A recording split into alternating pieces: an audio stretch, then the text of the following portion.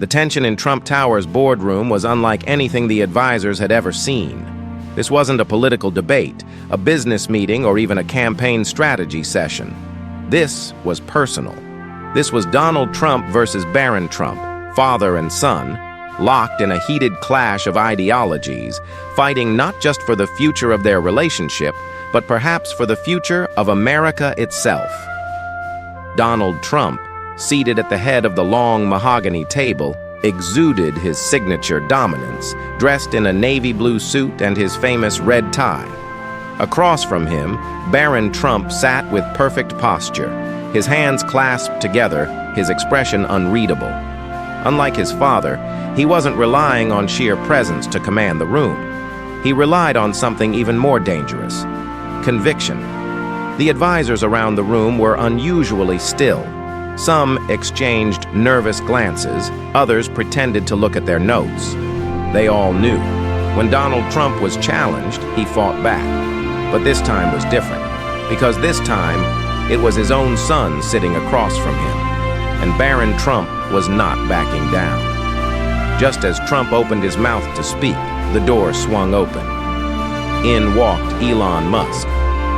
Wearing a black t-shirt and holding a half-folded tablet in one hand, Musk strode into the room with casual confidence.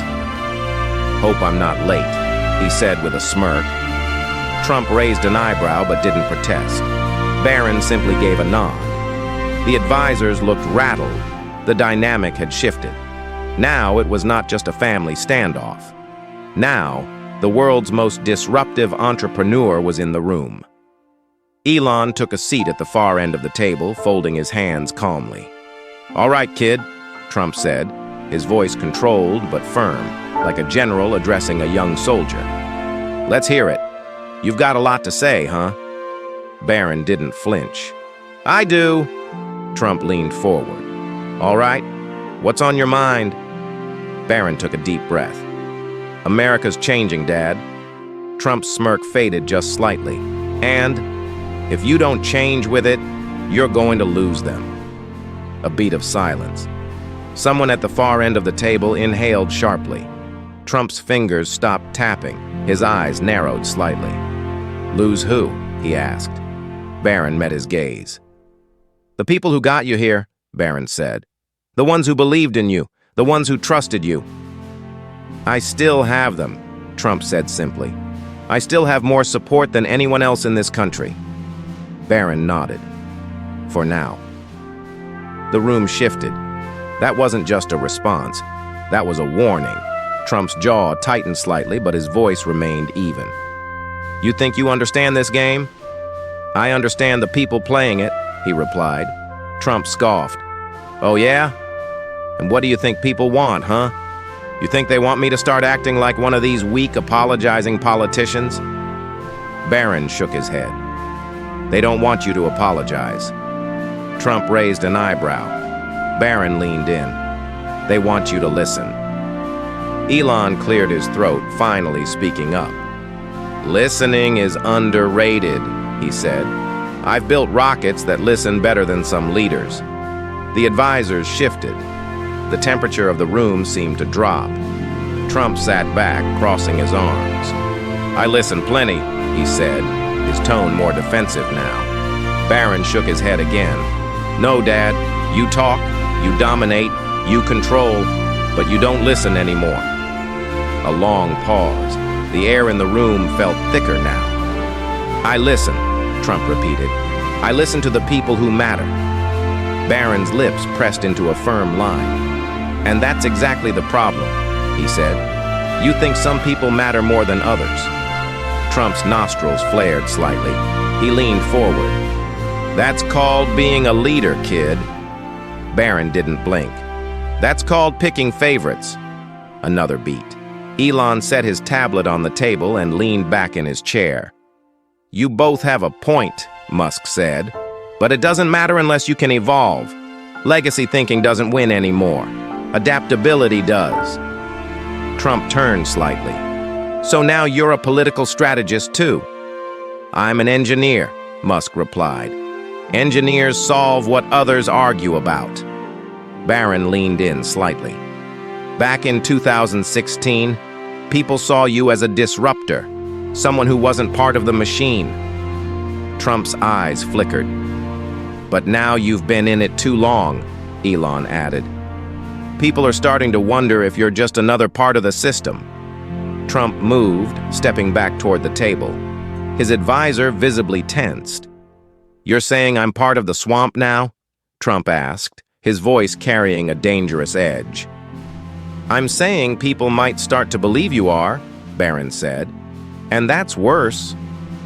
Trump's fingers drummed against the table now, the same way they always did when he was thinking, when he was measuring his next move. "And what do you suggest I do then?" he asked. Barron didn't blink. "Prove to them that you're still fighting for them," he said. "Not for yourself." Trump smirked. "That's what I've been doing." "No," Barron said. "You've been fighting because you don't like losing. That's different." Elon nodded quietly, watching. Trump took a slow breath, rubbing his hand over his jaw. Then he stepped even closer, planting his hands on the table. "Let me ask you something, Barron," he said, his voice low and deliberate. "If you were in my shoes, what would you do, huh? Since you're so smart, since you think you know the pulse of America better than I do, tell me, what's your plan?"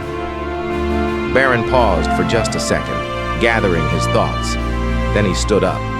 The movement was slow, deliberate, unshaken. "You want to win?" Barron asked. "You need to stop running the same playbook." Trump raised an eyebrow. "Is that right?" Barron nodded. "You keep talking about the past, what you built, what you did, how great it was." Trump watched him carefully, saying nothing. "But people don't want to hear about what you did," Barron continued. "They want to know what you're going to do next." A pause. Then Trump let out a short, sharp laugh. "So you want me to reinvent myself?" he asked. "You think that's the answer?" Barron gave a small shrug. I think you need to stop worrying about your legacy and start worrying about their lives." That sentence hit like a brick. The air went completely still. Even Trump didn't respond right away. His jaw tightened again, but this time it wasn't anger. It was something closer to realization. Barron took a step closer. "This isn't about you anymore, Dad," he said. "It's about them. And if you don't make them believe that, then yeah, you're gonna lose." The room was silent. Finally, Trump exhaled sharply and shook his head. "This is a waste of time," he muttered. "I have real work to do." Barron didn't stop him. He simply nodded. Trump turned to leave, but just before he stepped out, he hesitated again. Without turning back, he spoke. "You think you're so smart," he said. Barron smiled faintly. "I think I see things differently than you," he corrected. Trump finally glanced over his shoulder. "Maybe that's not a bad thing," he muttered. Then he was gone. The advisors, still frozen, barely dared to breathe. Elon stood, adjusted his jacket, and looked at Barron. "Not bad, kid," he said. "You ever thought about building something bigger than your last name?" Barron smiled. "I'm not running for anything," he said. "I'm watching, learning, and building." As they both walked out, a senior strategist leaned toward another advisor and whispered, "Did we just watch history happen?" The other advisor nodded slowly. "I think we did." What would you have done if you were in that room? Let us know in the comments below. Don't forget to like and subscribe for more.